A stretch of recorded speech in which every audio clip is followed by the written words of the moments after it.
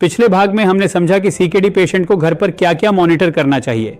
आज हम बात करेंगे एक बहुत प्रैक्टिकल टॉपिक पर, सीकेडी में कौन सी रिपोर्ट्स करवानी चाहिए और कितने अंतराल पर करवानी चाहिए, क्योंकि कई पेशेंट्स या तो बहुत ज्यादा टेस्ट्स करवाते हैं या बहुत देर तक करवाते ही नहीं, दोनों ही गलत हैं।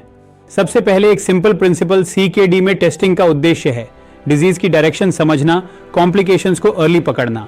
टेस्टिंग का मतलब हर 10 दिन में रिपोर्ट करवाना नहीं है। एक क्रिएटिनाइन और ईजीएफआर, बेसिक किडनी फंक्शन, ये सबसे कॉमन टेस्ट है, लेकिन ध्यान रखिए हर बार क्रिएटिनाइन करवाना जरूरी नहीं। जनरल गाइडलाइन, स्टेबल पेशेंट 1 से 2 महीने में, अनस्टेबल या रीसेंट चेंज 2 से 4 हफ्ते में, डॉक्टर की सलाह के अनुसार फ्रीक्वेंसी बदल सकती है।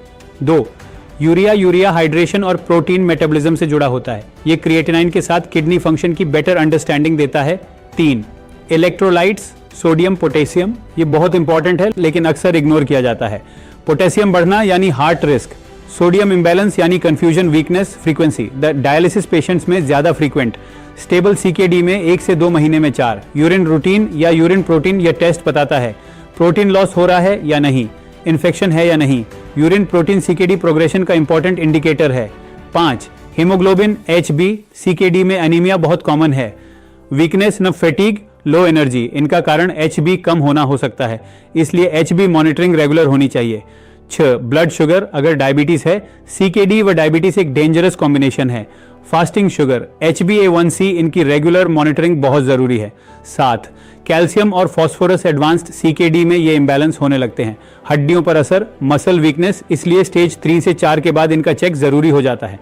5, अल्ट्रासाउंड किडनी इमेजिंग, यह डेली टेस्ट नहीं है, लेकिन initial diagnosis, major change, obstruction suspicion में अल्ट्रासाउंड हेल्पफुल होता है। एलोपैथी का दृष्टिकोण, मॉडर्न मेडिसिन कहती है टेस्टिंग को इंडिविजुअलाइज्ड होना चाहिए। हर पेशेंट की स्टेज, कंडीशन और रिस्क अलग होता है, इसीलिए फिक्स्ड स्केड्यूल नहीं, डॉक्टर गाइडेड प्लान जरूरी है। आयुर्वेद का दृष्टिकोण, आयुर्वेद रिपोर्ट्स को गाइड के रूप में देखता है, फाइनल ट्रूथ के रूप में नहीं। आयुर्वेद कहता है पेशेंट की कंडीशन, डाइजेशन, एनर्जी लेवल, इनको भी इक्वली महत्व देना चाहिए। सबसे बड़ी गलती, हर 10 दिन में टेस्ट करवाना या 6 महीने तक कुछ भी टेस्ट न करवाना, दोनों ही एक्सट्रीम गलत हैं। फैमिली के लिए सिंपल अप्रोच, एक बैलेंस टेस्टिंग प्लान बनाइए, रेगुलर लेकिन एक्सेसिव नहीं।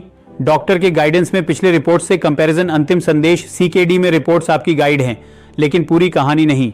जो पेशेंट रिपोर्ट्स को समझकर और शरीर के सिग्नल्स के साथ बैलेंस बनाकर चलता है, वही पेशेंट लॉन्ग टर्म स्टेबल रहता है।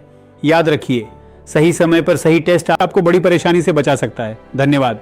The award for most profound Ayurved practitioner in Delhi goes to Dr. Deepak Dhankar. Ayurvedic kidney specialist Dr. Deepak Dhankar, ladies and gentlemen, is the founder and director of Dhanvantri Ayurveda.